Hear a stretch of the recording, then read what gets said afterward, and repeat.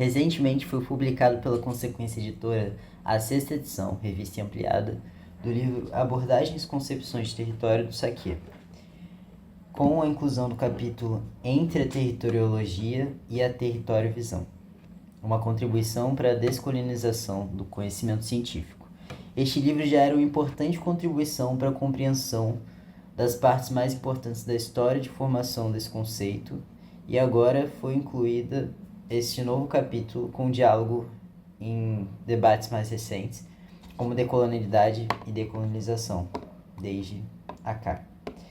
Aproveitamos também para explorar nessa conversa a produção e publicação dos 5 títulos que compõem a coleção Território e Praxis Popular, organizada pelo Saquê, 5 livros de diferentes autores e autoras, com destaque para o livro da professora Pamela, que se intitula A Interdisciplinariedade na Pesquisação e na Ação Participativa, publicado em 2021 pela Consequência. Outro ponto alto da nossa conversa com eles foi a oportunidade de falar sobre a inédita tradução de Trabalho, Espaço e Poder, um livro de Cláudio Rafestan, que é professor da Universidade de Gênebra e reconhecido no Brasil, principalmente pelo livro Por uma Geografia do Poder, e Mercedes Bresso, que é uma política italiana, atualmente membro do Parlamento Europeu e do Partido Democrático. O livro será em breve publicado pela Consequência, digamos que até o final do ano. Vocês terão novidades através das redes. Muito obrigado e eu deixo vocês com as conversas. A gente pode começar então com o livro do Abordagens, que foi recém-lançado agora. Se você puder apresentar um pouco da ideia geral do livro e de quando que ele iniciou, né, esse processo. Eu já li esse livro, algumas partes dele, inclusive foi um ótimo amigo para fazer a monografia e para ter outras ideias sobre o território. E agora, né, tem esse novo capítulo que Isabela falou bastante sobre ele. Eu ainda não tive a oportunidade de ler esse capítulo em específico, mas as outras partes do livro já tinha entrado em contato, né? E eu acho que vem esses escritos, eles têm muita relação com o que você desenvolve e desde onde você desenvolve as suas pesquisas. Se você puder falar um pouco dessa construção. Bom dia, né, a todos e todas e todes. Então, Bronze, primeiro eu quero agradecer, né, a oportunidade de divulgar a nossa coleção, né, Território e Praxis Popular, e ao mesmo tempo, claro, a parceria, né, a cooperação que temos feito com a nossa editora, né, com a Isabela e também com o Luiz, tem sido muito importante para nós, aqui do Grupo de Estudos Territoriais, que é o grupo que eu coordeno na UniOeste, Universidade Estadual do Paraná, e claro, né, tem sido muito importante também para muitas pessoas com as quais nós trabalhamos no Brasil e no exterior. Tanto é que nós já temos 2 livros publicados, 2 livros, um de autor mexicano, outro de um autor colombiano, traduzidos e publicados aqui no Brasil, né, em língua portuguesa, e vamos traduzir e publicar outros livros dos nossos colegas, né, nossos colegas aqui da Via Yala. Então, o Abordagens e Concepções foi um texto que saiu meio que na contramão, lá em 2005, 2006, 2007, alguns colegas me diziam que não era mais necessário estudar as concepções de território, sabe, porque já havia um debate, não pronto, acabado, mas um debate bastante completo e atualizado, né, no Brasil, né, mas eu acabei insistindo, depois de uma das minhas idas para a Itália, para estudar a emigração italiana para o Brasil, especialmente para o sul do Brasil, eu percebi que lá havia uma produção assim intensa e diversa sobre o território. E uma produção que não era conhecida no Brasil, não se falava, né? Até a publicação desse meu livro, quase não se falava da literatura italiana à exceção, claro, né, do Máximo Quaini, no que se refere à geografia, né. Giuseppe de Matteis, por exemplo, puxa vida, um geógrafo tão importante, no meu entendimento, assim como David Harvey, Milton Santos, Paul Claval, Horácio Capel, né? Mas Giuseppe de Matteis era praticamente desconhecido no Brasil. Era difícil encontrar algum texto citando, por exemplo, o Giuseppe de Matteis, né? E eu percebi que lá na Itália, assim como na Suíça, por exemplo, a chamada renovação da geografia dos anos 60, 70, 70, 80, ela se deu centrada no conceito de território, diferentemente do que acontecera, né, de modo geral, claro, aqui no Brasil, né, porque está claro, lendo, né, as obras de diferentes autores, como o Rui Moreira, o Milton Santos, o Ariovaldo Belino de Oliveira, Ana Fani, Carlos Walter, enfim. Claro que o conceito de território, né, foi sendo trabalhado no Brasil, especialmente a partir dos anos 70. Então, nos anos 70, o conceito de espaço geográfico foi fundamental. Então eu reforcei a minha necessidade, né, de estudar o conceito de território e escrever um texto de síntese. Não um texto pronto, acabado, completo, mas um texto de síntese mostrando concepções que tinham sido produzidas nos anos 60, 70, 80, e concepções que tinham sido produzidas não somente na geografia, porque eu percebi que o território foi utilizado como conceito e categoria nos anos 70, 80, também na arquitetura e no urbanismo, na economia, na sociologia, né, na antropologia, não de forma assim totalizante, obviamente, mas descobri obras muito importantes, como, só para citar uma aqui, do sociólogo Arnaldo Bagnasco, um texto As Três Itálias, de 1977, né, no qual a sua teorização se dá a partir, né, com base no conceito e categoria de território, né. Então, foi um texto que surgiu, assim, eu diria, espontaneamente, no decorrer, no meio, né, como nós falamos comumente, das pesquisas que eu estava realizando, mais especificamente sobre o processo de emigração italiana para o Brasil, de forma mais especial para o sul do Brasil, e, claro, né, também para entender a reterritorialização dos imigrantes italianos no final do século XIX, aqui no sul do Brasil, né? Bom, claro que com o passar dos anos, essa discussão ela foi sendo ampliada, foi tornada mais complexa, foi qualificada no Brasil, no México, na Colômbia, na Argentina, enfim. Hoje em dia tem muita gente trabalhando com esse conceito e com essa categoria, tá? Então eu resolvi escrever um texto, digamos, para atualizar um pouquinho, porque, como eu falei, tem muita gente trabalhando com o conceito de território, por exemplo, na América Latina, e não são somente geógrafos e geógrafas, né? E o pessoal, eu conheço colegas do serviço social, da administração, da arquitetura e do urbanismo, colegas, claro, da educação, da sociologia, da economia, da antropologia, tá? Então, Brose, eu decidi escrever um texto, também um texto pequeno, de síntese, tentando mostrar um pouquinho do que está acontecendo aqui na América Latina, mas assim, é uma síntese, tá?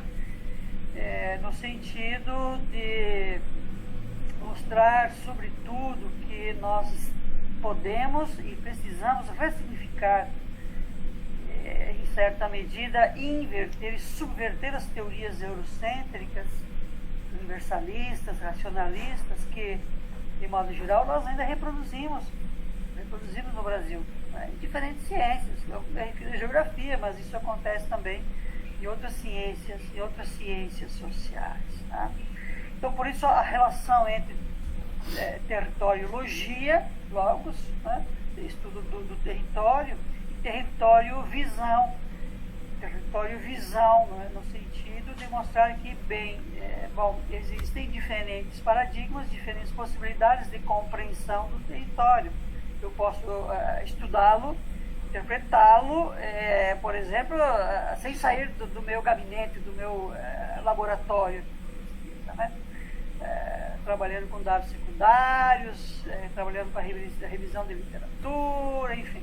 Mas eu também posso compreendê-lo e ressignificá-lo, inclusive como conceito, a partir dos sujeitos, a partir das pessoas. Por isso, território visão aqui no sentido das visões, das diferentes visões, interpretações de mundo que as pessoas têm, né? Os afrodescendentes têm a sua interpretação de mundo, os indígenas, os campesinos e as campesinas, enfim, os diferentes grupos e classes sociais têm as suas interpretações do território, que, aliás, muitas vezes são negligenciadas, quando nós utilizamos essas teorias eurocêntricas, que são, assim, eu diria, larguissimamente predominantes, são hegemônicas, né? Mesmo na chamada geografia crítica brasileira. Isso é o que eu penso, há pessoas, claro, né, que pensam diferente, tá? E aí é importante citar pelo menos uma referência, né, com a qual eu tenho aprendido bastante, que é o José Quintero Veiga. É um indígena, geógrafo, venezuelano, que trabalha muito bem, trabalha muito com os indígenas, né? E com o qual eu tenho aprendido bastante no sentido de sente pensar, como afirma o Orlando Falsborda, outra referência aí latino-americana, né? Esse sociólogo, colombiano, educador, enfim, contemporâneo do Paulo Freire, né? Mas com uma produção muito importante também e coerente, assim como o Carlos Brandão, né? Para citar um brasileiro, no que se refere à a nossa entrada e convivência nos territórios para compreender como que as pessoas se entendem e compreendem as suas relações sociais e as suas relações socioespaciais, ou seja, as suas territorialidades, né? As suas temporalidades, enfim, como que elas se sentem e se compreendem em cada espaço. Nossa. De modo geral, acho que é um pouquinho isso. Mas só para explorar um pouquinho mais sobre esse ponto da decolonialidade e decolonização, e aí já entrando na parte 2, que seria tratar um pouco da coleção Território e Praxis Popular, você citou o Orlando Falsborda. Bem, o livro da Pamela é sobre a obra e vida do Falsborda, né? E o primeiro contato que eu tive com Orlando Falsborda foi através do livro do Timo, do Por uma Geografia em Movimento, que é professor da UF, onde eu fiz a graduação.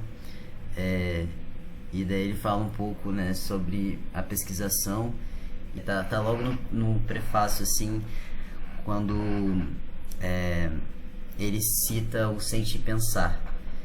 E é muito bonito a gente também, né, trazer para as nossas pesquisas esse papel da percepção e do corpo. Eu acho que da geografia a gente dificilmente consegue fugir da percepção do sujeito que pesquisa, né?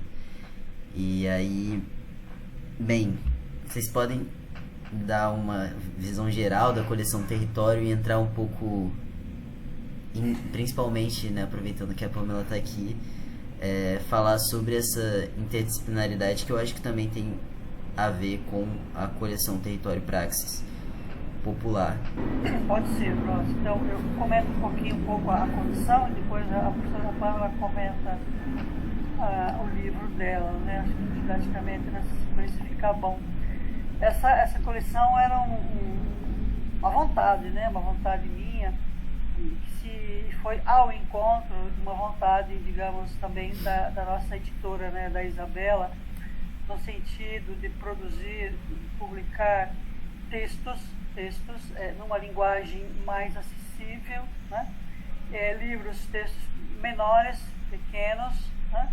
Para circularem, digamos assim, mais facilmente, né? Para serem vendidos, digamos, com preço mais baixo, né? De modo geral mais baixo, para circular junto aos professores da educação básica, para circular, claro, nos movimentos sociais, né? Do campo e da cidade.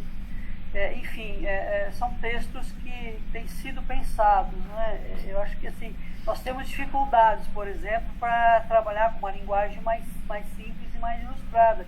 E claro, como professores acadêmicos, universitários, nós temos uma linguagem diferenciada, né? Eu acho que esse é um movimento que nós ainda precisamos qualificar, né? Eu preciso qualificar isso nos meus textos, né? Reconheço isso, né? Acho que Paulo Freire tem muitas razões nessa questão da comunicação, porque se eu escrevo um texto, eu preciso pensar no leitor, na leitura, no possível leitor, na possível leitura. Tá? Mas nós temos esse objetivo de produzir conhecimento que seja facilmente,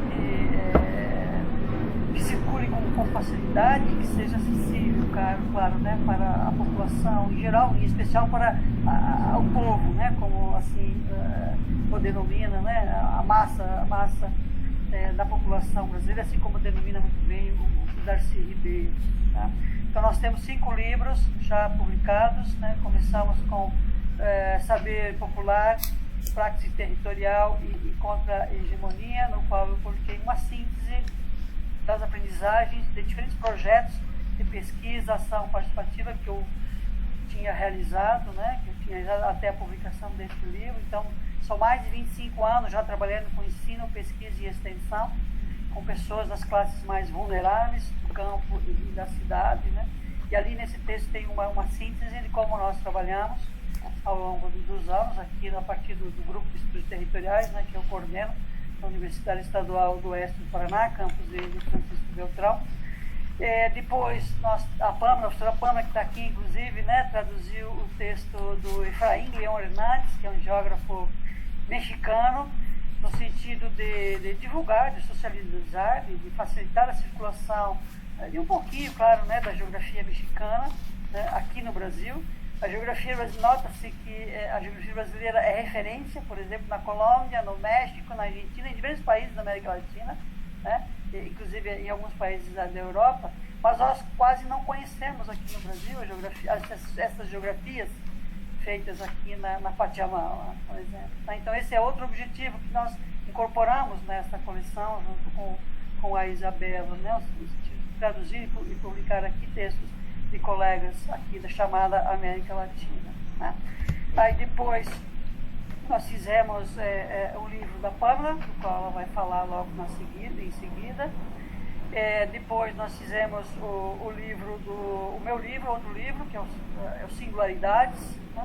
Aí também tem uma síntese que vai na direção do Sente Pensar Fazendo, do Sente Pensar Fazer, né? No Orlando Paulo Borda, Carlos Brandão, Paulo Freire, mas também tem muita geografia aí, no sentido de tentar contribuir um pouquinho para construir uma ciência territorial, uma ciência popular, uma ciência mais nossa, né, feita por nós, com os nossos sentimentos, né, sem desconsiderar, claro, toda uma produção aí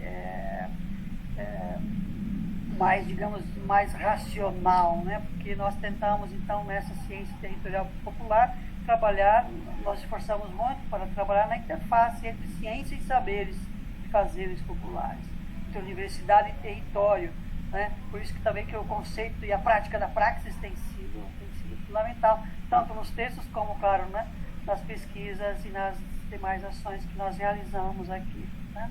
Aí depois a professora Pâmela também traduziu, vejam só, né, como é importante, né, ter pessoas qualificadas para fazer essas traduções, né? Traduziu um texto que nós publicamos de 2 professores colombianos, né?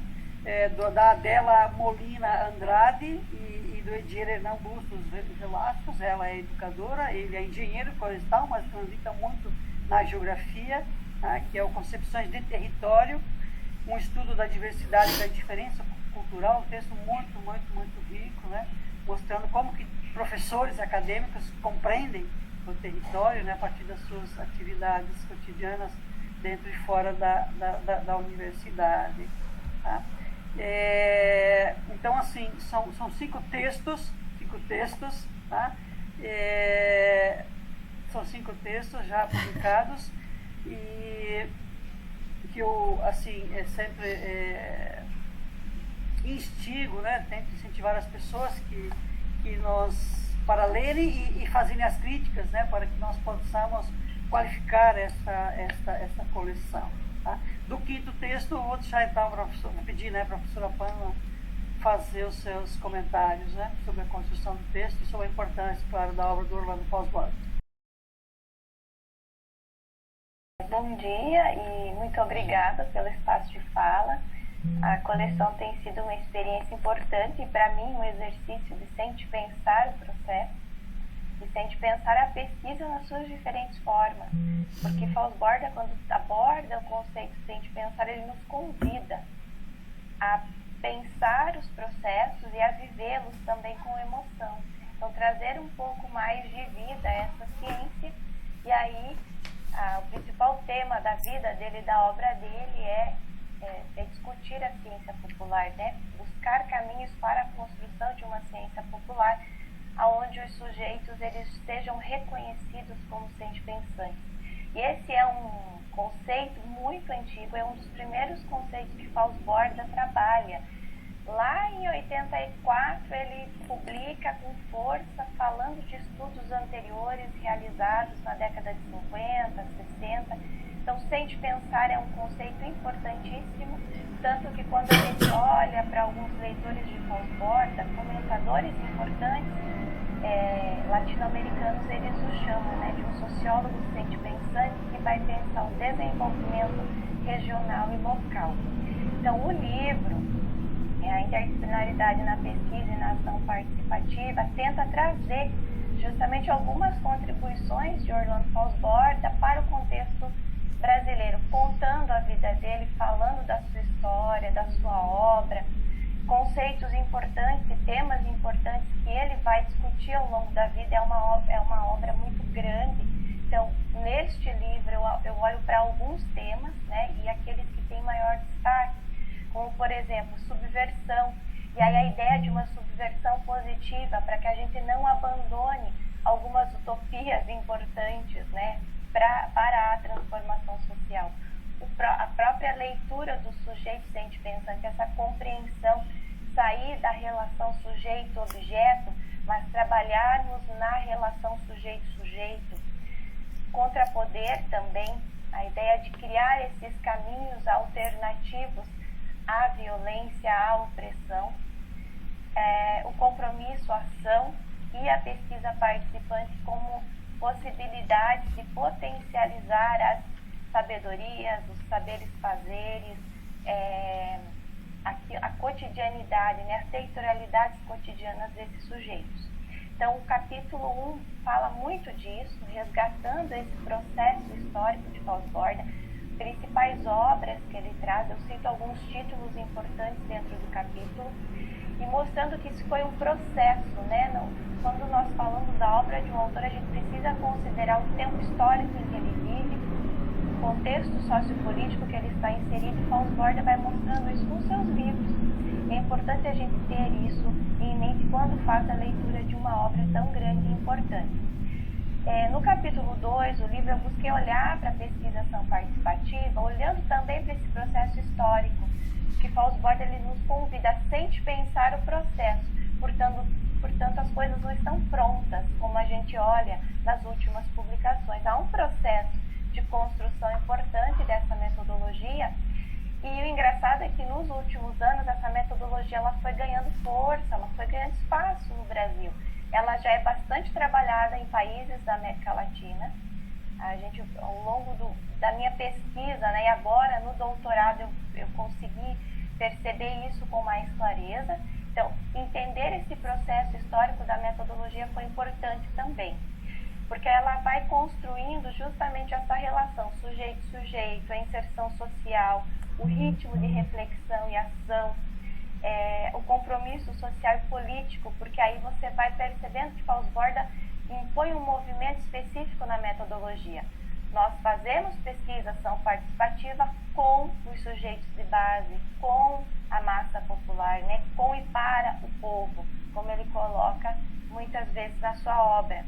Também o antidogmatismo, né? A importância dessa leitura que é interdisciplinar, dessa leitura que vai para além da sociologia, ele caminha por diferentes disciplinas e nos convida a fazer esse movimento também nas nossas pesquisas, realizando esse movimento de abertura para o diálogo, né, de uma postura de diálogo, no sentido de escuta e de fala com respeito, com humildade, um movimento de pesquisação participativa muito no sentido de trabalhar com as pessoas e para as pessoas, construindo a ciência popular junto com elas. Já no terceiro capítulo, a intenção foi olhar de forma mais direcionada para a interdisciplinaridade. Então, como a IAP, nesse movimento interdisciplinar, pode contribuir para a transformação social. E aí a gente vai percebendo que a vida em si ela é interdisciplinar, né? As nossas vivências cotidianas, as nossas territorialidades, elas não estão fechadas em determinadas áreas. Então, quando eu olho para a metodologia e busco entender esse movimento interdisciplinar, eu estou olhando justamente para a valorização dos modos de vida, para os saberes fazeres socioambientais, por exemplo, né? Faussborda ele convida durante a metodologia ao respeito e ao diálogo de saberes. Ele não usa o termo diálogo de saberes, mas ele vem falando ao longo da sua obra, e quando ele fala da metodologia, justamente da troca de saberes, que é a leitura que fazemos hoje do diálogo de saberes. Então, quando a gente olha para esse movimento da pesquisação participativa no interdisciplinar, esse recorte que o livro traz está olhando para os territórios como lugares de vida, para os saberes fazeres socioambientais, está olhando também para as territorialidades cotidianas, né, para os movimentos de participação popular, para os movimentos populares, no sentido de valorizar essa produção de conhecimento que acontece no território, na interface, na relação universidade-território. Então, aqui, pensando no sentido de mostrar, né, possibilidades de fazer ciência de outras formas, de produzir conhecimento de outras formas. Então, o livro, a contribuição desse livro vem muito em dar pistas. Ele é um texto teórico, né, de base, vai olhar para a bibliografia lá do Faussborda, mas ele tem, a sua contribuição maior é dar pistas de como fazer pesquisação participativa com compromisso político e social, com as bases, né, com os sujeitos das bases populares, olhando para os modos de vida, para os saberes fazeres. Então, é um pouco isso. O livro, ele traz um pouco isso. E aí, já entrando na tradução do Trabalho, Espaço, Poder, de onde, já engatando nas perguntas para já ficar tudo, para não atropelar muito do seu horário, de onde surgiu essa vontade de traduzir o Trabalho, Espaço, Poder, e quais são as contribuições, né? Tem esse importante livro do Rafrestan, que é o Por uma Geografia do Poder. Como que vocês veem o impacto dessa tradução no contexto acadêmico da geografia, e quais são as principais contribuições do Rafrestan para a geografia, e como que a gente pode brindar essa tradução que sai agora, né? Também pensando no contexto político. Primeiro eu quero agradecer, né, as traduções feitas pela Pâmela dos livros, né, do Efraim Leão Hernandes e do Edier e da Adela, que foram vários meses de trabalho ali, traduzindo, revisando, enviando para os autores, né, conferirem, e aí revisando novamente para ajustar a linguagem, porque a tradução é algo muito delicado, difícil de fazer, né? Assim como o Bronze, é importante registrar e agradecer o trabalho de tradução desta obra do Rafrestan, feito pelo professor Felipe Barradas Bastos, é um historiador recém-formado, e foi um ano de trabalho para traduzir esta obra que está aqui em francês, né, do Claude Rafrestan, e da Mercedes Bresso. Claude Rafrestan, que é historiador e geógrafo, Mercedes Bresso, que é economista. O Felipe trabalhou um ano para conseguir traduzir esse texto, que agora está em revisão, claro, na editora, gramatical e ortográfica. Depois eu vou também revisar, né, fazer uma revisão mais de conteúdo. Por quê? Porque nós temos que ser fiéis, claro, às ideias e às argumentações, né, de cada autor, de cada autora. Tá? Então, este livro, Bronze, essa obra, ela foi publicada originalmente em 1979. Tá? Ela não tem a ver com essa coleção, né, que você mencionou sobre, ou a partir, enfim, né, da produção intelectual do Michel Foucault. A Festin trabalhou bastante com Michel Foucault como uma das suas principais referências, né, como nós sabemos bem no Brasil. Tá? Mas este livro ele antecede bastante, inclusive, muito do que já se produziu sobre o território e territorialidade no Brasil. Né?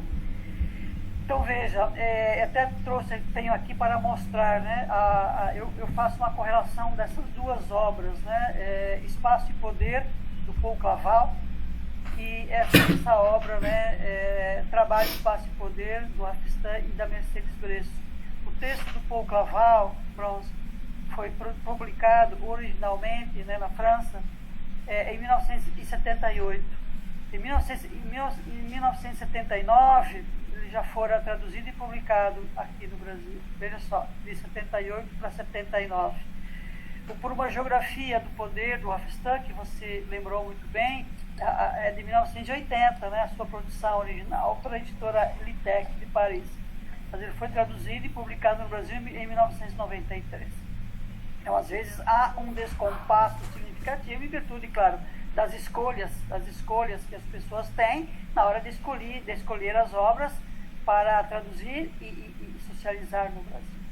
Esse livro do Rafistan e da Mercedes Bresso, né, que, puxa vida, está no mesmo nível de importância desse livro do Paul Claval, Espaço e Poder. Ele é de 1979 e ainda não existe em língua portuguesa. Tá? Então, por isso também, né, não somente por isso, mas veja só a importância de traduzir uma obra que, usando aí a linguagem acadêmica mais recorrente, né, nós podemos considerar como um clássico do pensamento geográfico, né, um clássico daquele famoso período dos anos 70, 80, no qual houve uma ebulição muito rica na geografia no nível internacional. Tá? Bom, outra contribuição, e talvez a principal, né, presente nesta obra, é que Rafistan e Mercedes Bresso, eles produzem, já no final dos anos 70, uma concepção, assim, como é que eu vou dizer, uma concepção interdisciplinar de geografia, uma concepção que eu estou considerando anárquica de geografia, pensando numa geografia que não fosse economicista, nem fosse culturalista, mas produzindo uma concepção, né, híbrida de geografia, que eu considero anárquica. Bom, outras pessoas podem ter suas interpretações, é claro que sim, é muito normal, né, que tenhamos as nossas diferentes interpretações das mesmas obras. Tá? Então tem todo um debate aqui que vai aparecer de forma mais detalhada, no caso do poder, do território, das redes, da territorialidade, não por uma geografia do poder, mas algumas bases, Bronze, né, do que aparece por uma geografia do poder estão aqui, né, nessa obra, Trabalho, Espaço e Poder. Tá? E como o próprio título indica, diferentemente da concepção do Paul Claval, né, uma questão fundamental incorporada aqui pelo Rafistan e pela Mercedes foi mostrar, né, explicar a centralidade das relações de trabalho, tanto nas relações sociais da vida cotidiana, como nas relações sociedade-espaço, ou sociedade-natureza, como normalmente se fala no Brasil. Né? Então o trabalho ele é central, é essencial na produção do território, por meio das territorialidades e, claro, né, imbuídas aí de relações de poder. E aí, claro, ele transita entre o Henri Lefebvre, o Michel Foucault, o próprio John Gottman, enfim, tem várias referências de diferentes áreas do conhecimento que são utilizadas pelo Claude Rafestin e pela Mercedes Freixo.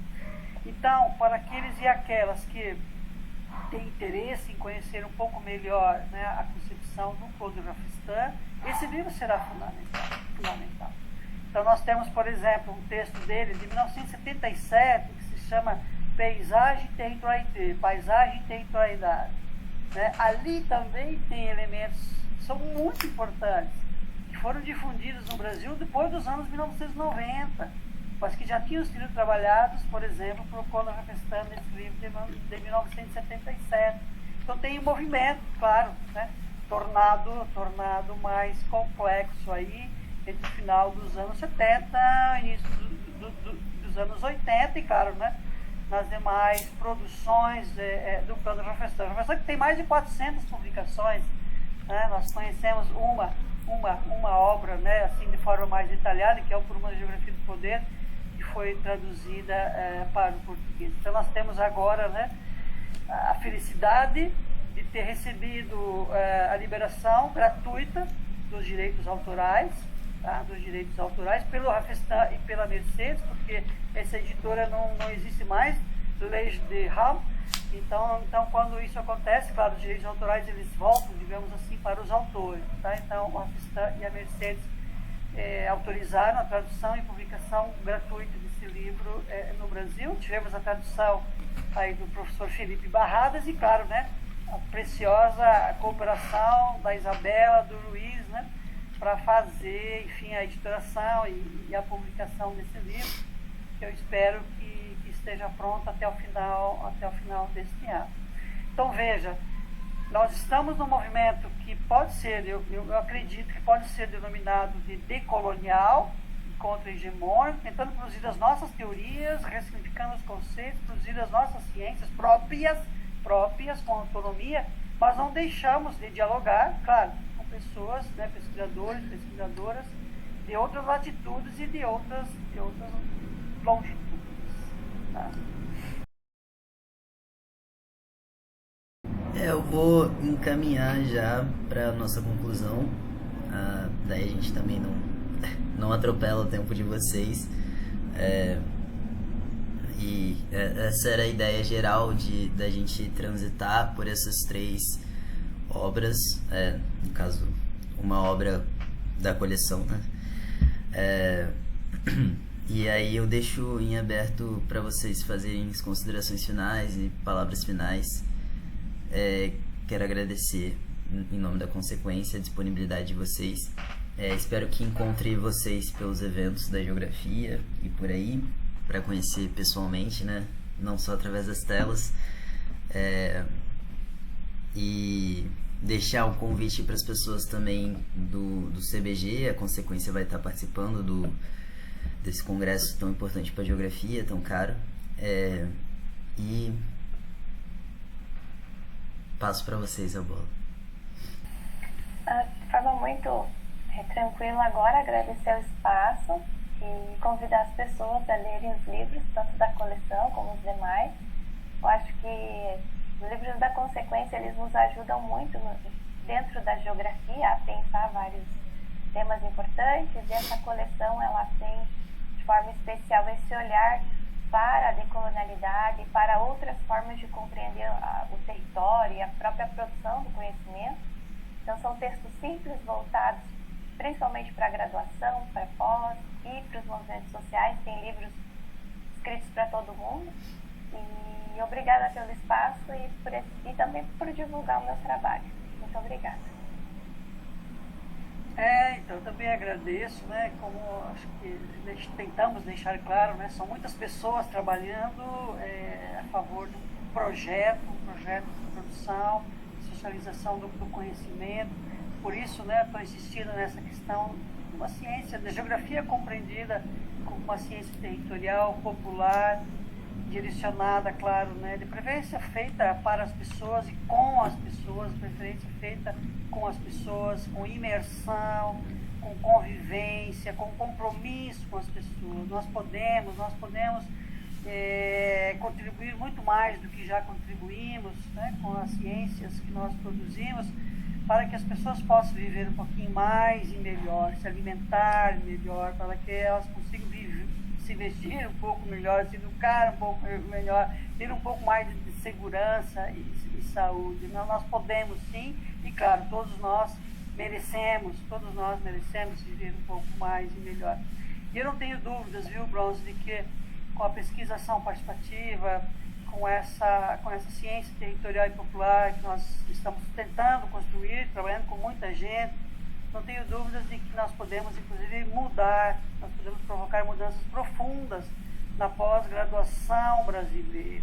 Nós já temos teses defendidas na Argentina, no Brasil, no México e na Colômbia, feitas com a pesquisação participativa, feitas com imersão, com convivência, com compromisso, gerando soluções, co-gerando soluções para as pessoas, né, contribuindo para resolver problemas das pessoas das classes mais vulneráveis. Então, imaginem, se nós conseguirmos envolver, né, nossos mestrados, nossos doutorandos, nós vamos ganhar tempo, profundidade e qualidade nas mudanças sociais e, claro, ambientais, né, que nós tanto precisamos no Brasil e claro, no planeta, que está claramente num movimento que vai na direção do colapso. Tá? Espero que as pessoas tenham cada vez mais esta consciência, né, de compreender a gravidade, né, a gravidade dessa fase que nós estamos vivendo. Tá? Muito obrigado também a oportunidade e mais uma vez agradeço, né, ao trabalho aí de excelência feito pela equipe, né, da editora Consequência. Bom início de semana. Bom dia e obrigada. Fique bem. Vocês também. Tchau.